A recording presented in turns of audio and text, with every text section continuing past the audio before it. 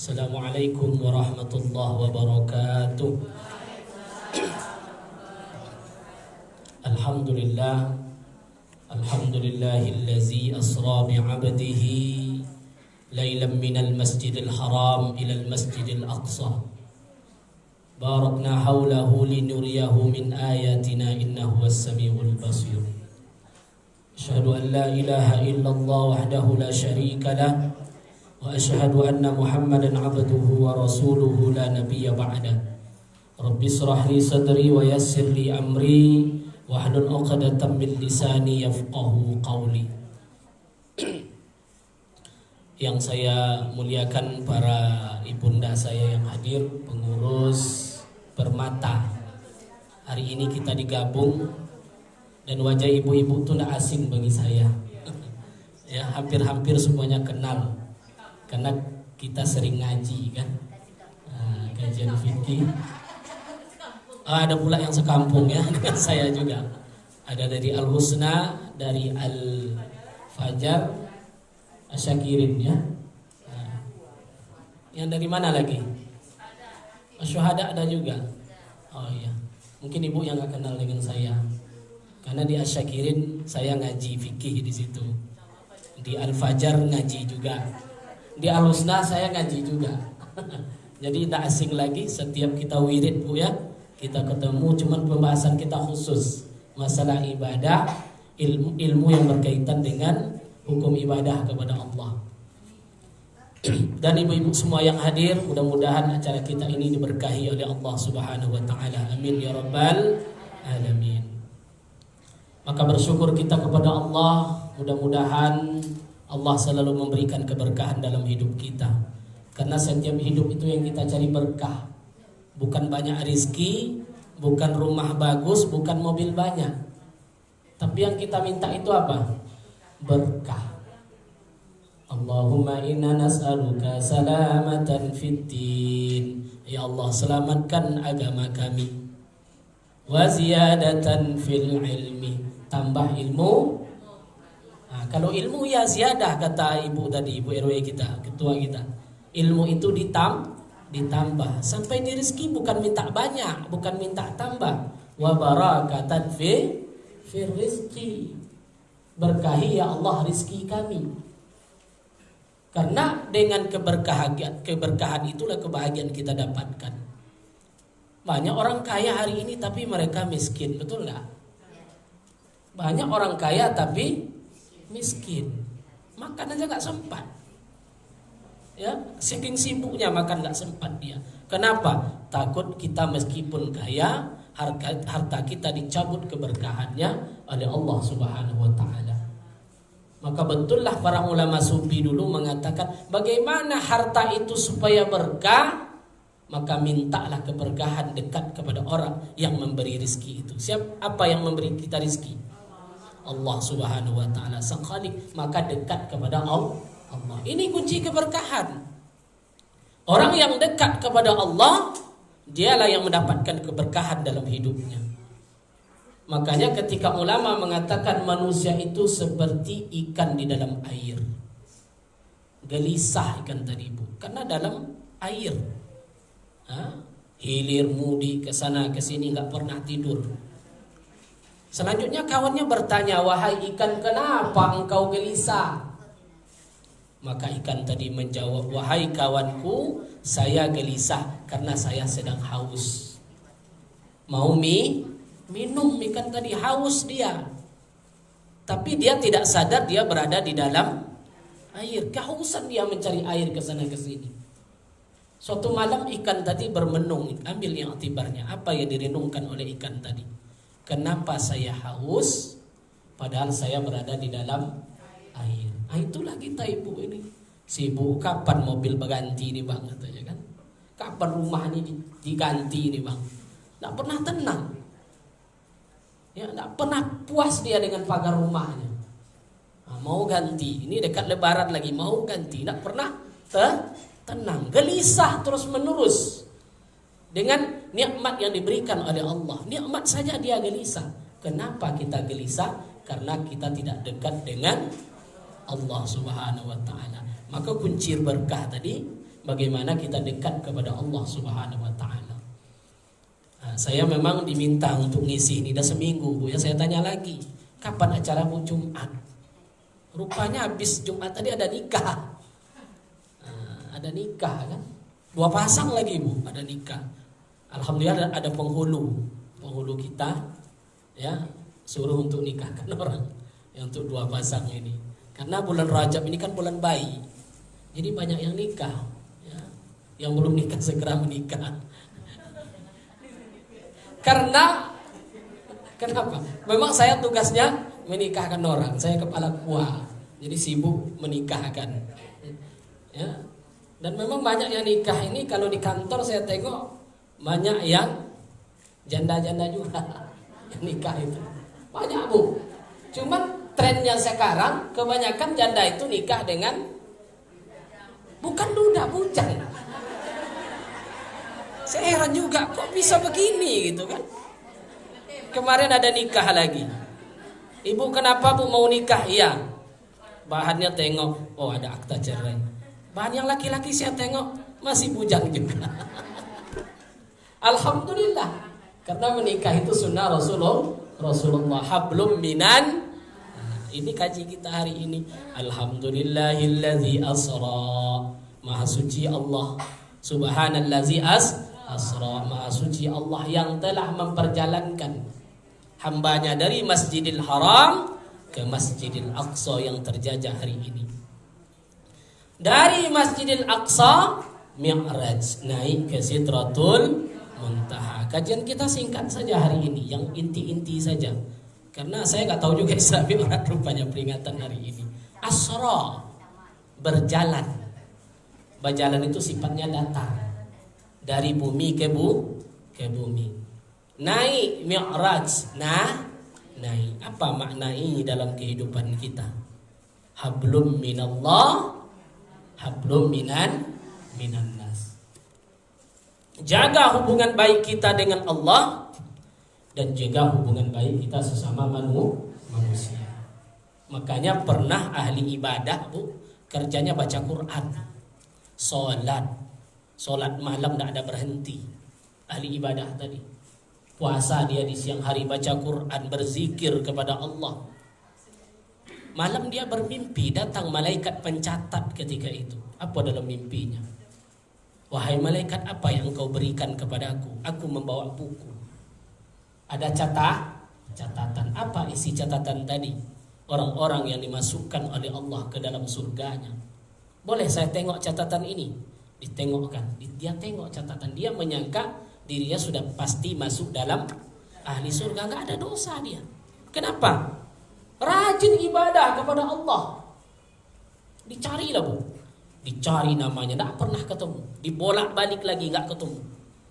Sampai dia menangis. Wahai malaikat, kenapa nama saya tidak ada di sini? Dalam mimpinya. Sementara siang malam saya beribadah. Apa kata malaikat tadi? Kamu tidak masuk daftar yang dimasukkan ke dalam surga. Kenapa? Karena kamu sibuk ibadah kepada Allah, sementara di belakang rumahmu masih ada tetanggamu siang malam kelaparan tidak makan. Salahnya di mana tadi itu? Hablum minan. Banyak hari ini umroh sibuk, rajin umroh, rajin sedekah, tapi masih ada sebelah rumah kita yang masih mungut sampah. Makanya tidak jelas, kenapa tidak perhatikan, ya? Dan ini salah. Maka perlu hablum minallah, hablum minan nas. Maka ibadah itu ada 2. Ibadah mahdha, betul-betul ibadah kepada Allah, salat, puasa dan lain sebagainya. Ada lagi ibadah itu ghairu mahdha. Apa itu ghairu mahdha? Silaturahim, sedekah kita, lihat kiri kanan kita. Ya, saling kita menghargai antara satu dengan yang lain. Maka Allah hubungkan ini antara hablum minallah, hablum minan nas. Kenapa Rasul itu di Isra Mi'rajkan oleh Allah? Maka ini bulan diberkahi tiga-tiganya. Selalu doa kita, Allahumma barik lana fi Rajab wa Sya'ban. Berkahi kami ya Allah di Rajab ini. Berkahi kami di bulan Sya'ban. Wa ballighna Ramadan. Sampaikan umur kami ya Allah sampai kepada bulan Ramadan nantinya. Sampai amin ya rabbal alamin. Kenapa Nabi itu Isra, dihibur oleh Allah? Tahun itu disebut dengan tahun Amul Hazan, tahun duka cita. Apa peristiwa itu, Bu? Ini kita ngulang-ulang ngaji aja. Hafal Ibu tuh kenapa Nabi itu sedih? Pertama, istrinya meninggal. Yang kedua, pamannya meninggal. Paman pun meninggal tidak dalam keadaan Islam. Hai pamanku, ucapkan la ilaha illallah. Tak ngucap dia, Abu Talib tadi. Kenapa? Muncul sombongnya. Kenapa sombongnya muncul? Malu dia nanti mati tunduk kepada keponakannya. Mau mati pun masih malu, masih sombong. Kalau sudah mati tidak usah pikirkan lagi saya ini dihargai atau tidak. Yang penting ibadah kepada Allah. Tidak mau juga karena konco-konconya Abu Jahal digoda terus. Mau tidak kamu tunduk kepada anak keponakanmu? Akhirnya dia wafat tidak dalam keadaan muslim. Turun ayat, innaka la tahdi man ahbabta. Hai Muhammad, engkau tidak bisa memberi petunjuk kepada orang. Walakinnallaha yahdi liman yasha. Tetapi petunjuk itu urusan Allah. Allah yang memberikan hidayah kepada kita. Nabi memberikan ajaran, memberikan jalan, dan kitalah yang mengikuti jalan itu. Sedih Nabi. Ya. Rupanya istrinya, apalagi yang kedua meninggal, istri yang selalu mendampingi beliau, Khadijah Al-Kubra. Berdoalah setiap nikah tadi, Allahumma jma' bainahuma ya Allah kama jama'ta baina nabiyyina Muhammadin sallallahu alaihi wasallam wa Khadijatal Kubra. Ya Allah, kumpulkanlah yang nikah ini. Setiap nikah kan baca doa itu. Kumpulkanlah yang nikah hari ini ya Allah, seperti apa engkau berkahi dan kumpulkan antara nabi kami dengan ummi kami, Ummul Mukminun Khadijah Al-Kubra. Khadijah ini wanita luar biasa. Tak pernah marah dengan Nabi. Meskipun dia orang kaya. Kaya enggak Khadijah, Bu? Wanita karir enggak? Luas enggak dagangannya? Luas. Businessman. Dia seorang pembisnis luar biasa. Meskipun dia kaya raya, tapi di hadapan suaminya dia tetap menjadi seorang makmum dan tunduk patuh kepada suaminya. Ini tidak kadang-kadang, ini kasus polemik ini Bu di kantor. Banyak terjadi perceraian di pengadilan agama. Kenapa? Kebanyakan yang gugat bapak-bapak atau ibu-ibu. Kan? Dari mana ibu tahu? Bapak-bapak atau ibu-ibu yang sering gugat? Kenapa ibu itu menggugat? Olah kayo. Akhirnya yang paling banyak itu apa datanya? Guru yang mana? Sejak sertifikasi melonjak penghasilan, akhirnya tinggi gaji istri dari suami. Masya Allah. Sombong juga dia rupanya. Tidak butuh lagi dia la ilaha illallah. Tapi itu banyak ibu-ibu yang di jauh itu sana sini nggak ada seperti itu. Alhamdulillah. Di sini ibunya soleha semua. Ahli surga. Amin ya rabbal alamin. Banyak loh. Tapi Khadijah, tengok contohlah Khadijah. Meskipun darjatnya dia kaya, tapi dia tetap taat dan patuh kepada suami. Iyalah Pak Ustadz, suaminya Rasul, suami kita di kedai kopi aja katanya. Enggak sama. Sabar. Ya, seorang almar'atun, seorang perempuan apabila dia salat 5 waktu, puasa dia bulan Ramadan, wa ta'at zaujaha, patuh dia kepada suaminya, maka pilihlah, kata Nabi, surga pintu mana yang ibu mau. Masya Allah, bayangkan. Taat dalam konteks taat ibadah kepada Allah Subhanahu wa ta'ala. Ini Khadijah tadi. Meninggal Khadijah ketika itu dipanggil oleh Allah. Maka Rasul menjadi sedih. Kemana Nabi lari ketika sedih tadi? Dia lari ke masjid. Jadi kalau orang-orang soleh itu kalau risau dia larinya kemana? Ke masaji. Ini enggak. Kenapa ibu ke mall nonton? Hilangkan stres Ustaz. Enggak mempan tambah stres kita nengok tontonan tadi. Ya, kemana larinya? Ke masjid zikir kepada Allah. Di masjid tadi Rasul tidur-tidur di Masjidil Haram di Hijr Ismail. Didampingi oleh sahabat Rasulullah ketika itu, Ja'far.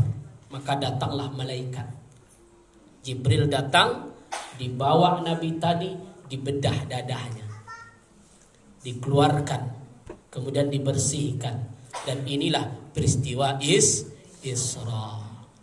Ketika bersih, maka Jibril membawa Nabi berangkat perjalanan Isra tadi.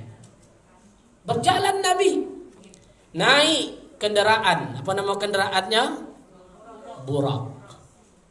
Kalau dulu dilukis-lukis nggak ada itu seperti itu burak itu. Nggak ada gambarnya. Kayak kuda segala macam. Jangan percaya itu. Itu nggak benar, ya Bu ya. Nggak benar itu. Burak itu Allah yang menciptakan, binatang surga. Berangkat Nabi Muhammad berhenti 3 kali tempat berhenti. Yang pertama beliau berhenti di sebuah tempat, waktu itu namanya Thayyibah. Muhammad turun berkata kepada Jibril, "Hai Jibril, ini tempat apa?" Maka Jibril mengatakan, "Inilah Thayyibah." Lama-lama menjadi Yasrib, lama-lama menjadi ketika ditaklukkan menjadi Madinatul Munawwarah. Jadi Nabi dari Masjidil Haram Mekah, di mana dia berhenti pertama kali? Di Madinah. Ditunjukkan, "Hai Muhammad, kesinilah engkau nanti pergi hijrah.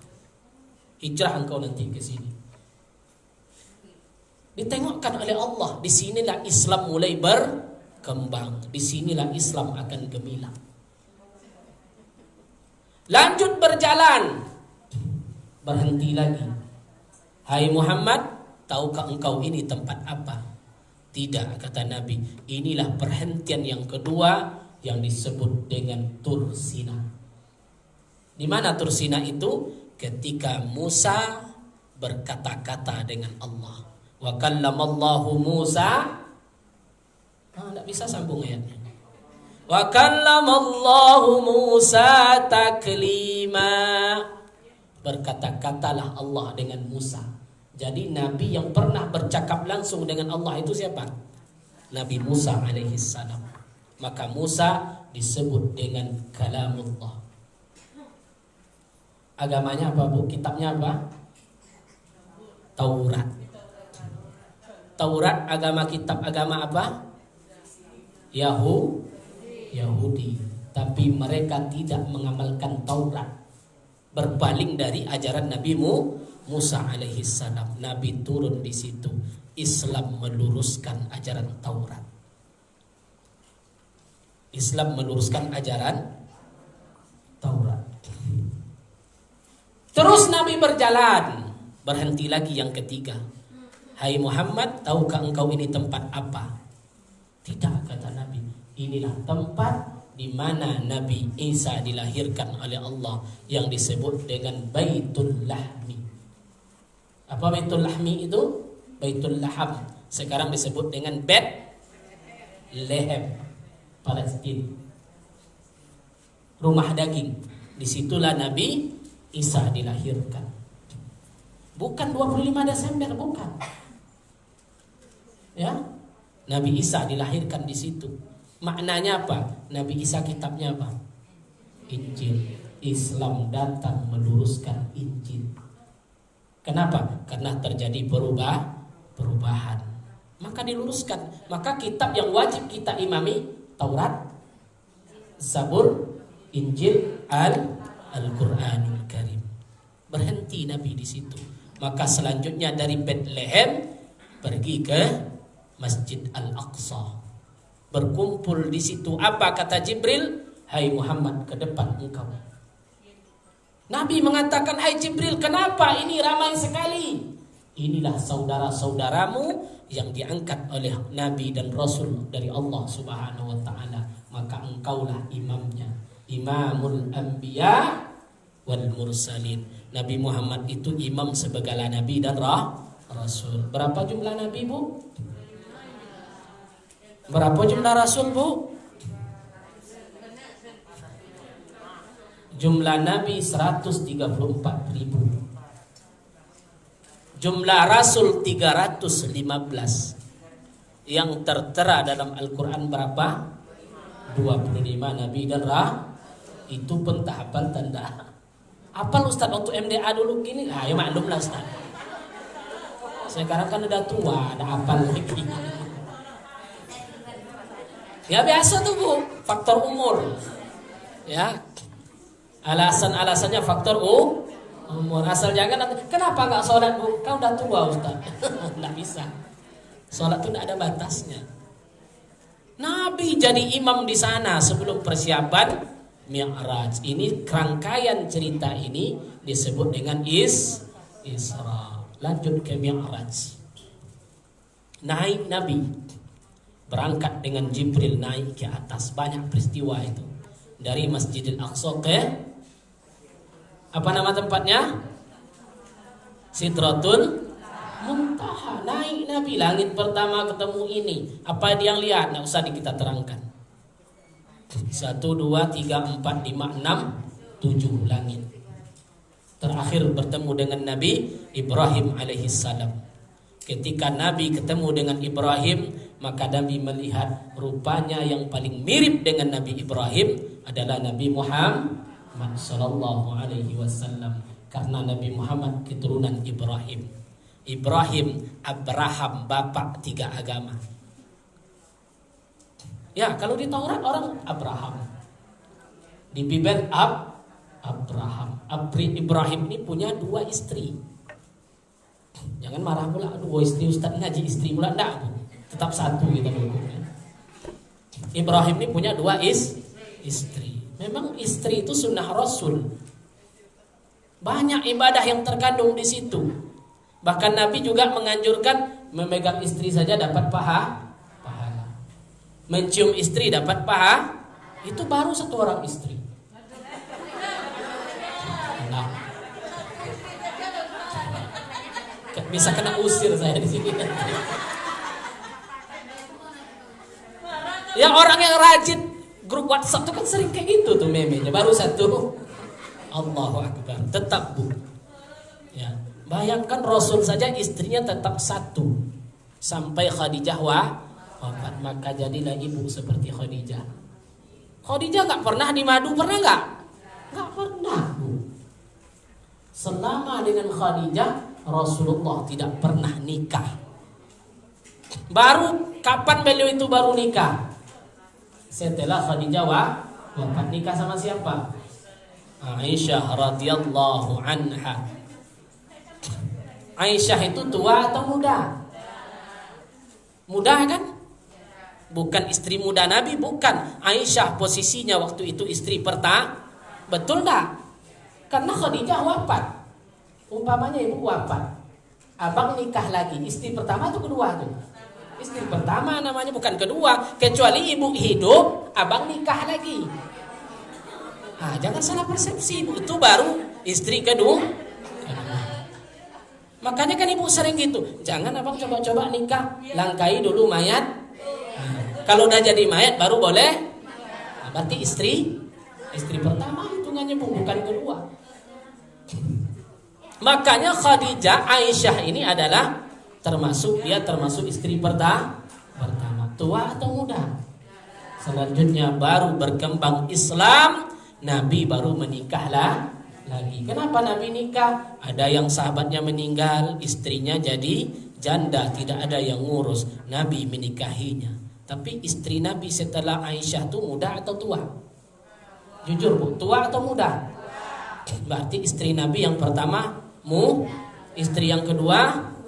Kalau bapak sekarang istri pertama, istri kedua, iya. Katanya mencontoh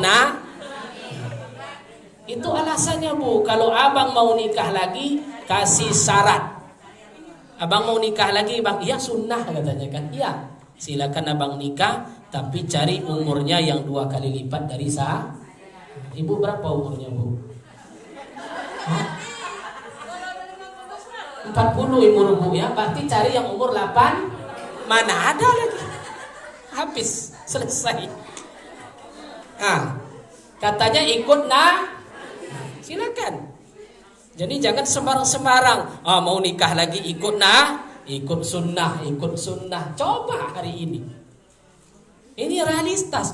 Memang realnya begitu, Bu. Aisyah lebih muda. Bayangkan. Sebagian ulama mengatakan 18 tahun.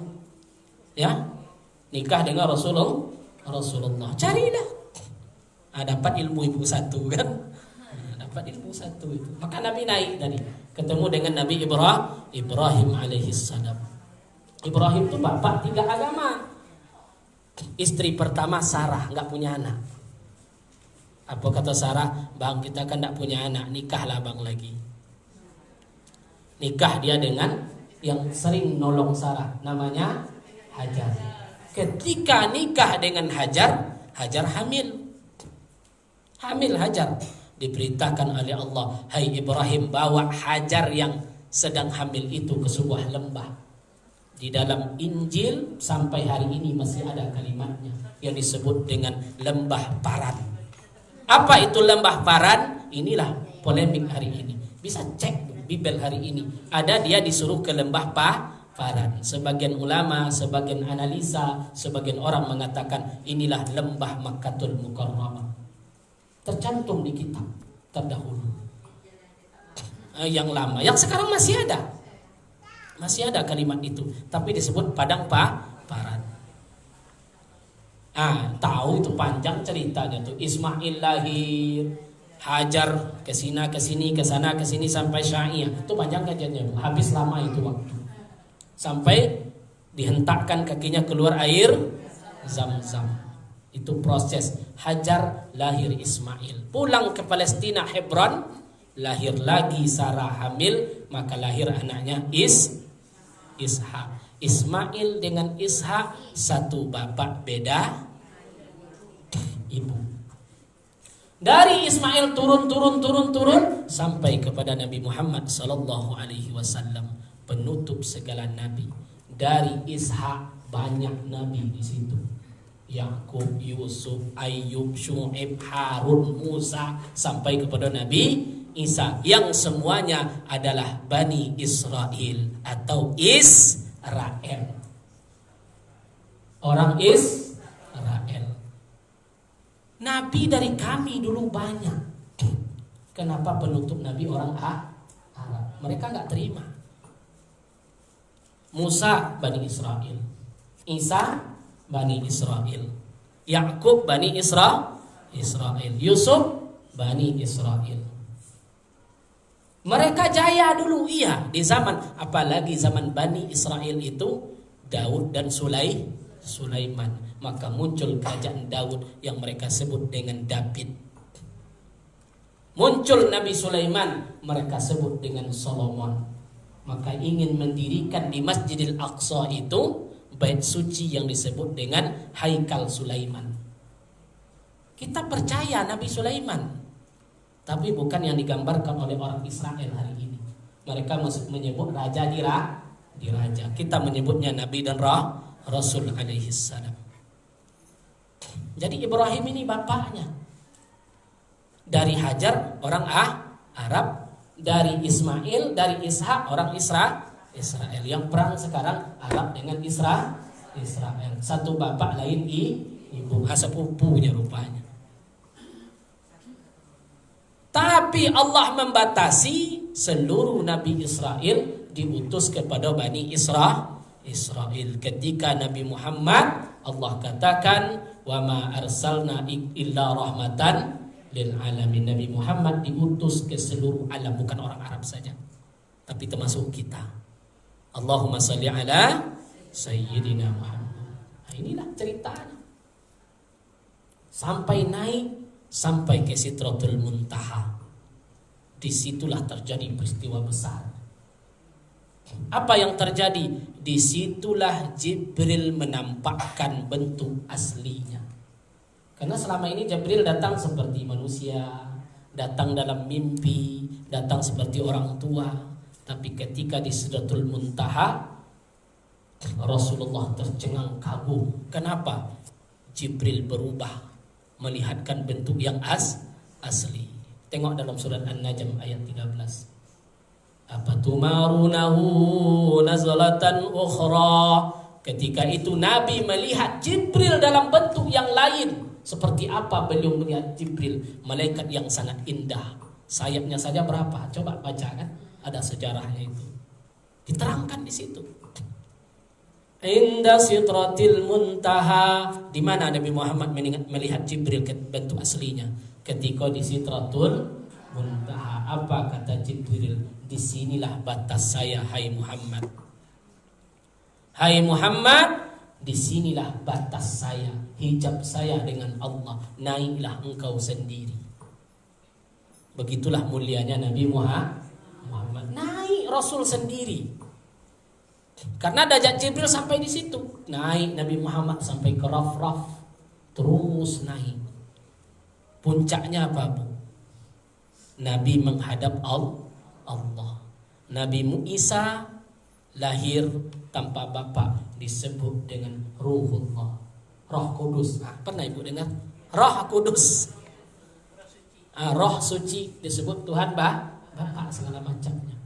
Tapi yakin itu ruh yang ditiupkan oleh Allah ke dalam rahim Maryam. Lahirlah Nabi Isa alaihissalam. Nabi Musa darjatnya apa tadi?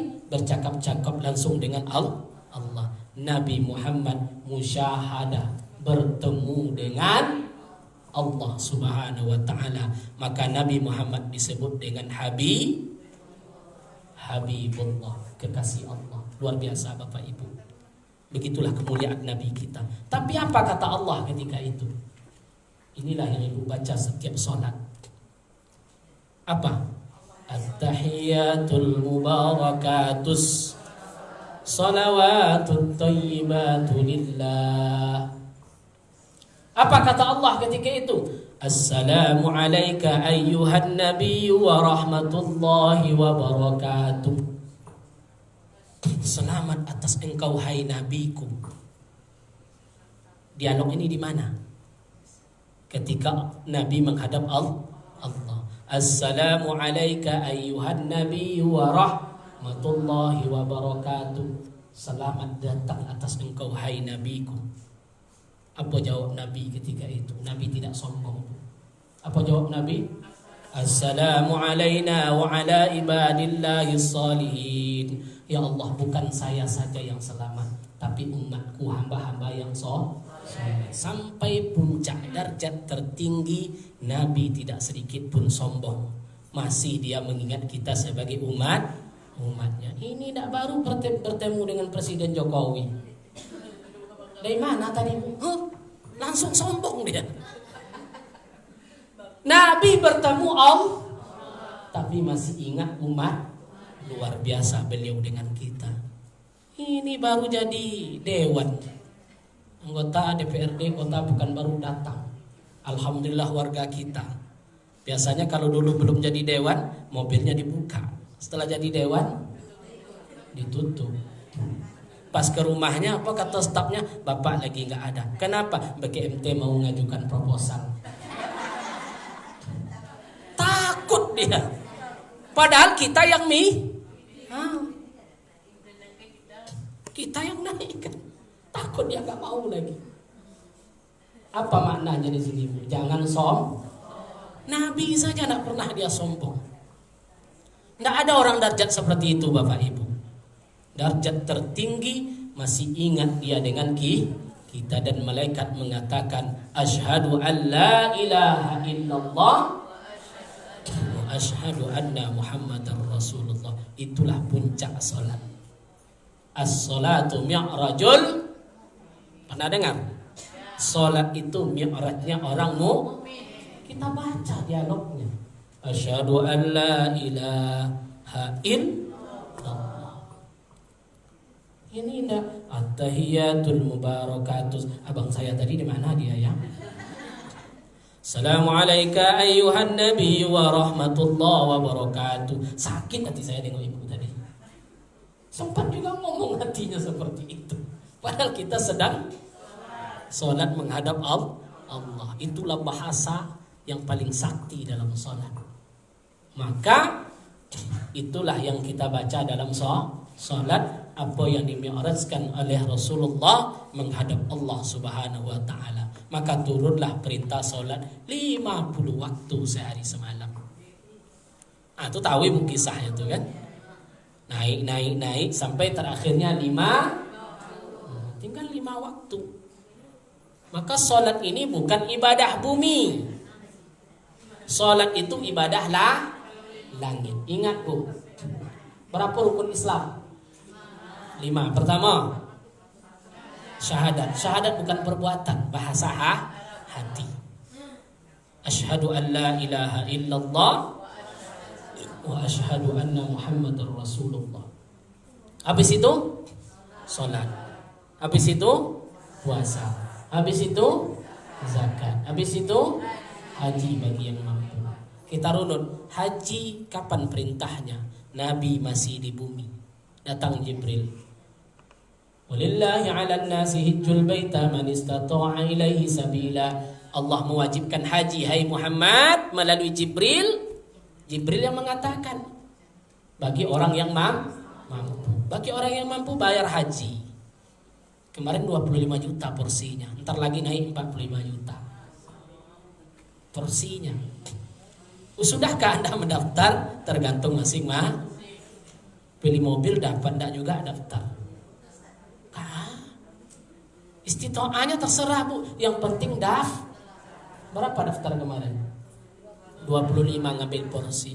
Ustadz gimana mau kami daftar tak sampai umur tanda? Itu urusan Allah. Yang penting daftar. Meskipun untuk kita sekarang sudah sampai 35 tahun gitu. Daftar ibu sekarang 35 tahun lagi. Ada yang 38 tahun lagi. Tapi bukan itunya yang ditengokkan. Ada uang kita daftar. Setelah itu berikan urusannya kepada Allah. Andai ibu meninggal, dapat enggak pahala haji? Enggak dapat ibu. Kenapa? Innamal a'malu Begitulah dahsyatnya ilmu kita ini. Amalan diberikan oleh Allah. Niat saja sudah dapat pahala. Ibu niat puasa sunat. Kebetulan hari Kamis, ibu niat puasa sunat. Pas zuhur datang tamu dari kampung. Habis itu kita masak. Untuk menghargai tamu kita makan. Dapat nggak pahala puasa?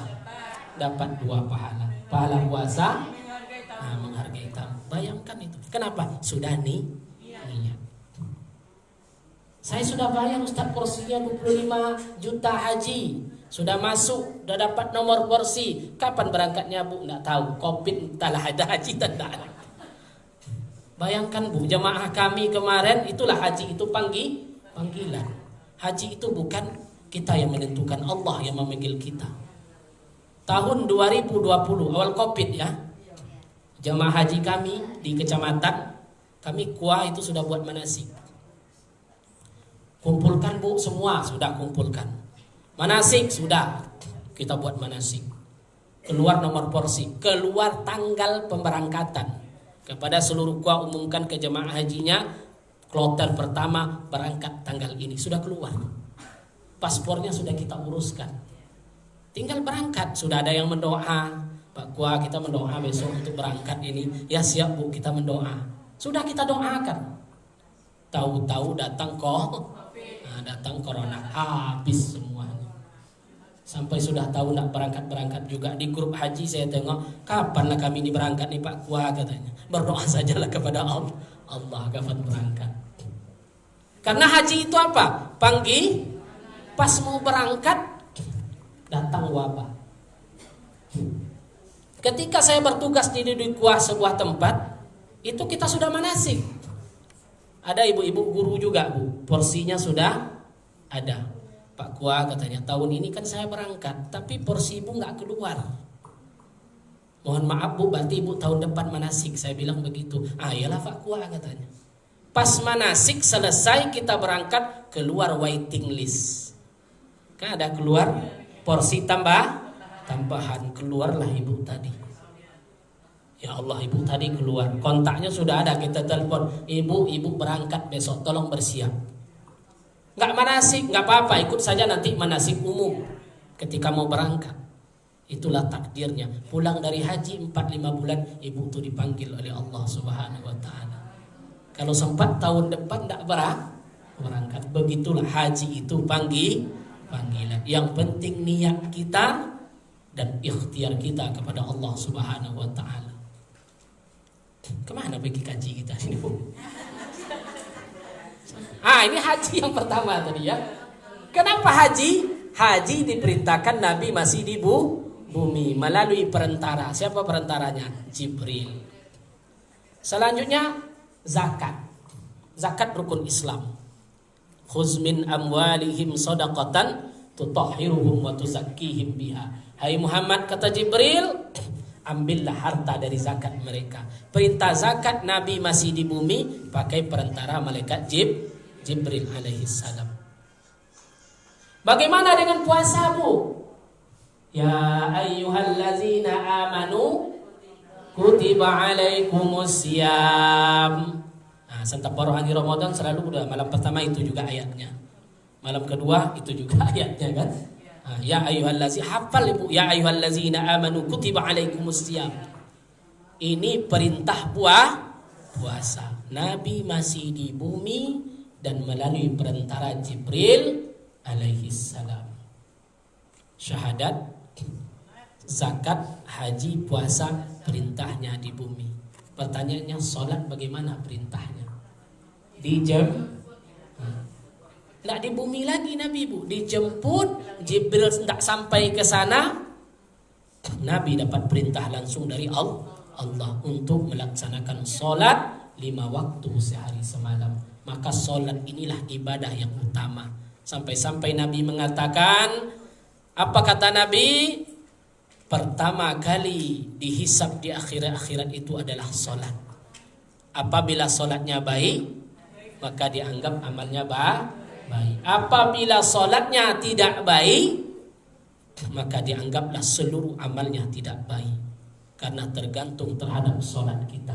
Sholat ini ada 2, ilmu 1, ikhlas 1. Makanya bagi di Al-Fajr, di As-Sakirin, bab sholat saja sudah bertahun-tahun kita ngaji. Mulai dari syarat sebelum sholat, rukun sholat, sunat sholat, ya, semuanya dikaji. Kenapa? Begitulah pentingnya sholat. Ketika ilmu tentang sholat tidak ada, maka sholat itu tidak sah. Ibu tuh ambil wudhu dia tadi dari mana? Dari air bekas wudhu juga, musta'mal, nggak sah sholatnya. Paham, Bu ya? Dia jelas ngambil wudhu di ember kecil, air tadi masuk juga lagi. Itu salah satu ilmu. Nggak sah sholat. Atau dia nggak tahu paham dengan masuk waktu, atau niatnya nggak cukup qasad ta'arud ta'yidnya, sengaja aku sholatnya nggak ada di hatinya. Ini ilmu tentang sholat. Yang kedua, urusan kita dengan Allah disebut dengan ikhlas kepada Allah Subhanahu wa Ta'ala. Ibu ikhlas atau enggak? Itu kata ibu. Ikhlas itu urusan kita dengan Allah. Tandanya Ustaz, ada tandanya. Kalau pas banyak orang lama sholatnya, Allahu Akbar, khusyuk ibu itu ya. Kenapa? Pas acara ta'lim. Kalau di rumah, Allahu Akbar. Nggak jelas lagi ruku dan sujud. Maka ikhlas ini penting. Bagaimana ikhlas dalam sholat? Sementara iblis saja menggoda kita 4 tingkatan dalam sholat tadi. Yang pertama, yanhau anis sholat. Yang pertama, kita dilarang untuk sholat. Saya tanya ini, orang Islam lebih banyak sholat atau tidak? Lebih banyak yang tidak sholat. Dia Islam. Itu saya buktikan, Bu, yang nikah.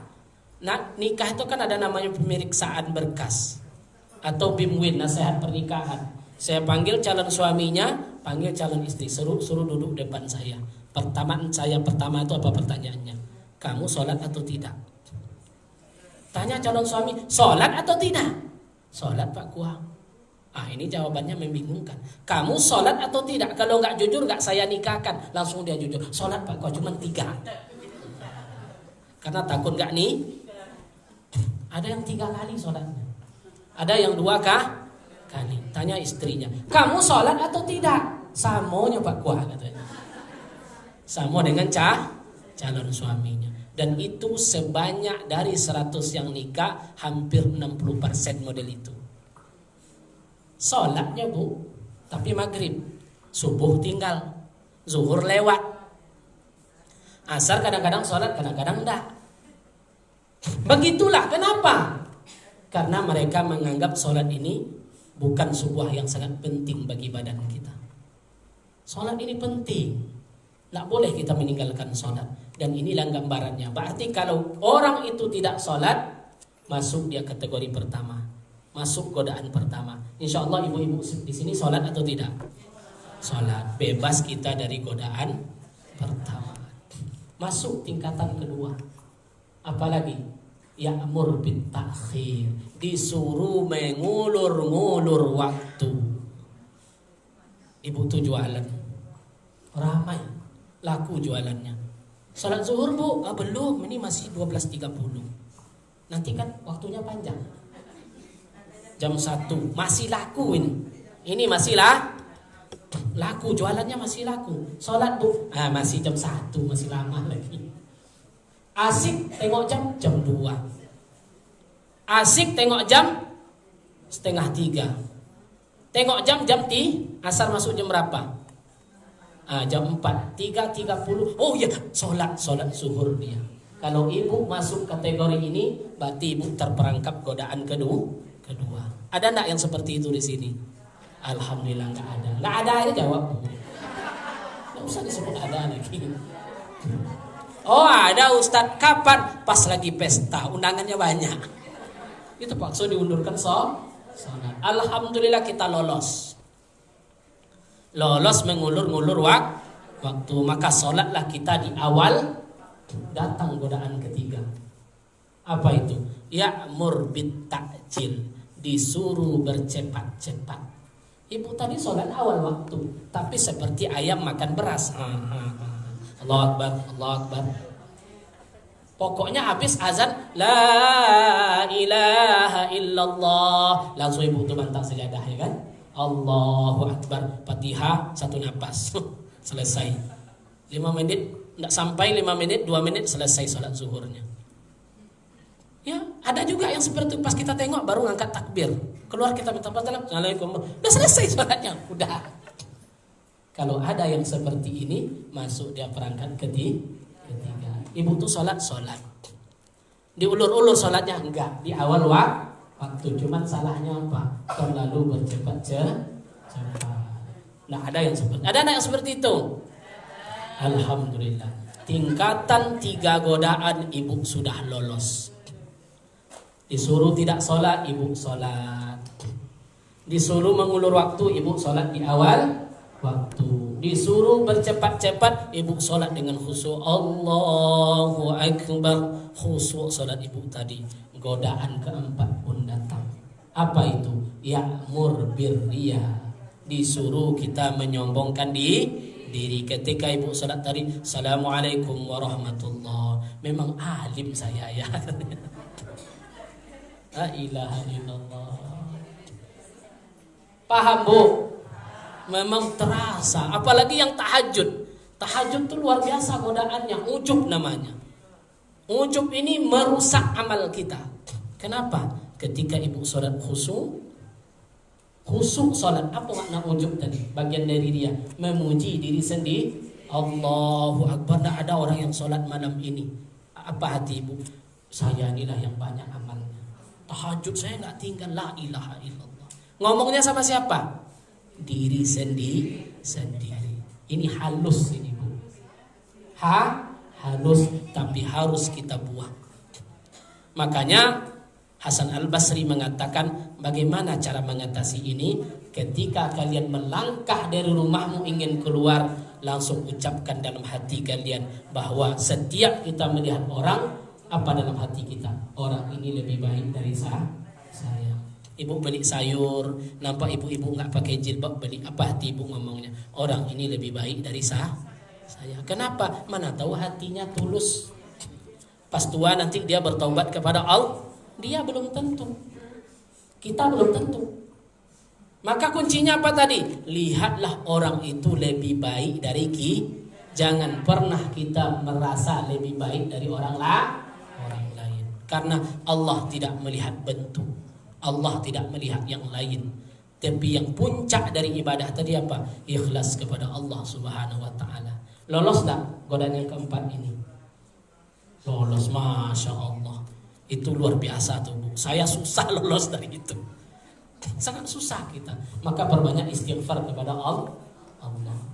Makanya selalu itu perbandingannya saya buat di akhir dakwah itu seperti bayam dengan kelapa. Ini altibarnya luar biasa.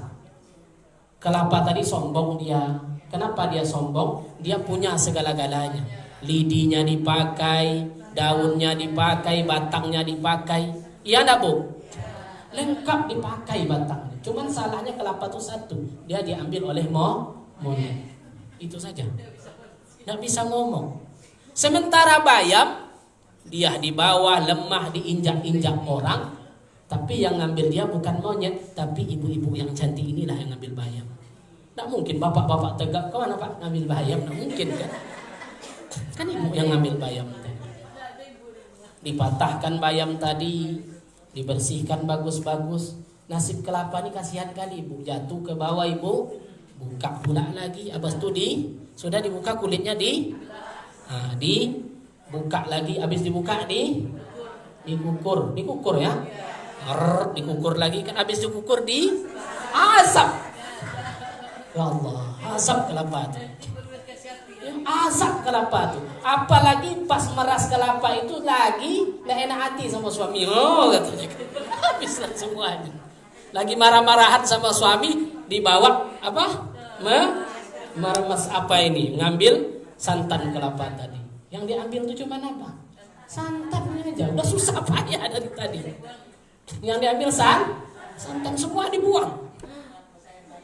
Ya, setelah dia mendidih masuk bayam tadi nanya, disebut dengan sayur kelapanya mana? Yang susah payah siapa tadi? Yang dapat nama? Bayam. Nggak pernah itu, Bu. Buat gulai apa? Buat sayur apa? Sayur kelapa bayam. Nggak ada itu. Pasti yang dibilang sayur. Yang susah payah siapa tadi? Nah, kelapa yang dapat nama. Maka jangan sibuk kita berdandan banyak, duit banyak, amal ibadah banyak, tapi hati kotor. Rupanya di mata Allah lebih baik yang ngambil sampah-sampah tadi, tapi hatinya bersih. Kuncinya apa? Jangan menganggap diri paling baik. Paham Ibu maknanya? Jangan menengok diri itu paling baik. Itulah kunci ikhlas kita kepada Allah Subhanahu wa taala. Bapak Ibu rahimakumullah, inti dari Isra Mi'raj mungkin sudah kita dapatkan hampir 1 jam, tak lebih. Tidak tahu. Mungkin inilah yang dapat sedikit disampaikan pada hari ini. Mudah-mudahan ibadah kita diterima oleh Allah Subhanahu wa taala. Amin ya rabbal. Dan terakhir kita tutup dengan doa. Mudah-mudahan ibadah kita diijabah dan persaudaraan kita dan kesehatan kita diberikan dan diberkahi oleh Allah Subhanahu wa taala. Al-Fatihah.